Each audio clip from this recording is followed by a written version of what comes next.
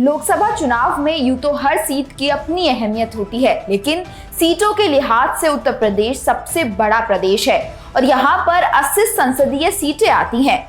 UP में बड़ी जीत हासिल करने वाले दल की दिल्ली की सरकार में अहम भूमिका होती है। फैजाबाद मंडल में पड़ने वाली अमेठी लोकसभा सीट भी देश की राजनीति में अहम स्थान रखती है।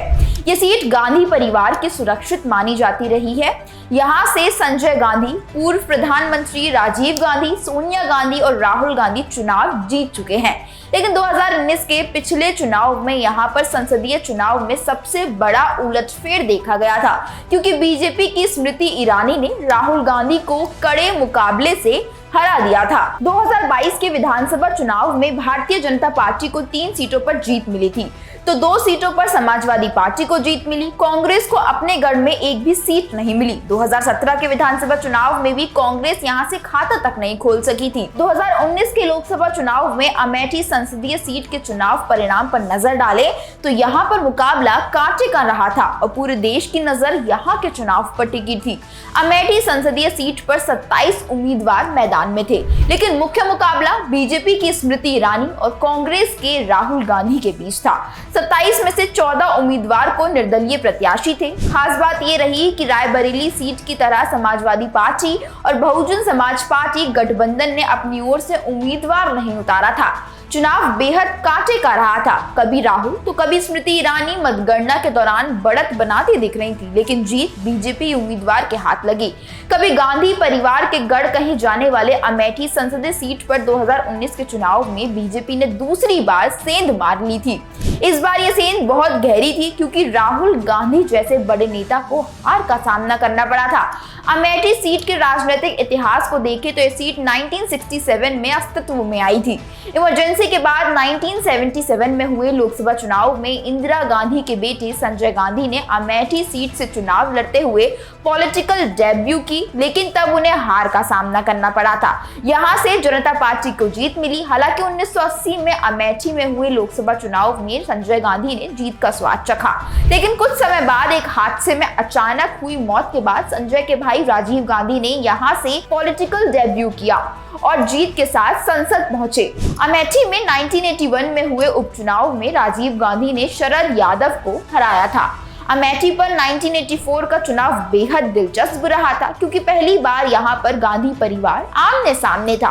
कांग्रेस के टिकट पर राजीव के सामने भाई संजय गांधी की पत्नी बतौर निर्दलीय मेनका गांधी मैदान में थी, लेकिन चुनाव में राजीव गांधी को 3 लाख से अधिक मतों के अंतर से जीत मिली थी। 5 साल बाद 1989 के लोकसभा चुनाव में राजीव गांधी के सामने महात्मा गांधी के पौत्र राजमोहन गांधी मैदान में उतरे। एक बार फिर जीत राजीव गांधी के खाते में गई। इस चुनाव में बहुजन समाज पार्टी के संस्थापक काशीराम ने भी किस्मत आजमाई थी, लेकिन तब उनकी जमानत ही जब्त हो गई थी। 1991 के चुनाव में राजीव फिर अमेठी से चुनाव जीत गए, लेकिन चुनाव प्रचार के दौरान एक आतंकी हमले के जरिए तमिलनाडु में राजीव गांधी की हत्या कर दी गई, जिसमें यहाँ पर उपचुनाव कराना पड़ा और राजीव के दोस्त कैप्टन शर्मा कांग्रेस के टिकट पर मैदान में उतरे और विजयी हुए। 1996 के चुनाव में भी कैप्टन शर्मा विजयी रहे, लेकिन 1998 के चुनाव में यह सीट बीजेपी के खाते में चली गई। बीजेपी के टिकट पर संजय सिंह ने कैप्टन शर्मा को हरा दिया। कांग्रेस के अमेठी सीट से ये दूसरी बार हार रही थी। 2 चुनावों के गैप के बाद अमेठी से गांधी परिवार की वापसी हुई और सोनिया गांधी ने 1999 के चुनाव में यहां से अपना पॉलिटिकल डेब्यू किया।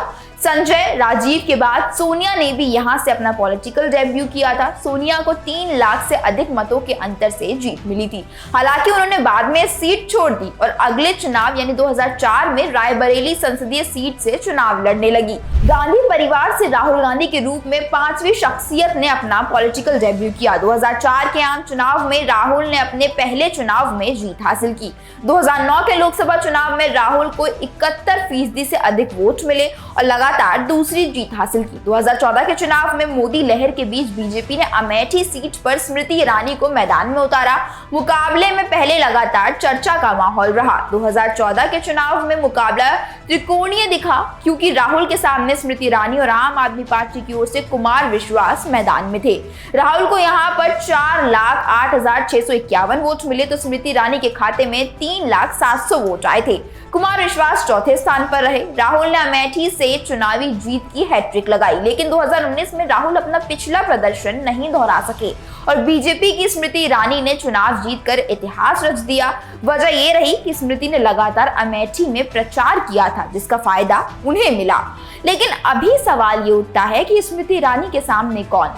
क्या राहुल गांधी एक बार फिर अमेठी से चुनाव लड़ने आएंगे या फिर गांधी परिवार के बाहर से कोई चुनाव लड़ने आने वाला है? ये एक ऐसा सवाल है जिसका जवाब अगले कुछ दिनों में मिल जाएगा। लेकिन अमेठी के लोगों में इस वक्त सबसे ज्यादा कौतूहल इसी सवाल को लेकर दिखाई दे रही है। इस वीडियो में बस इतना ही। वीडियो पसंद आई हो तो लाइक और शेयर करें और जुड़े रहें न्यू मीडिया के साथ। धन्यवाद।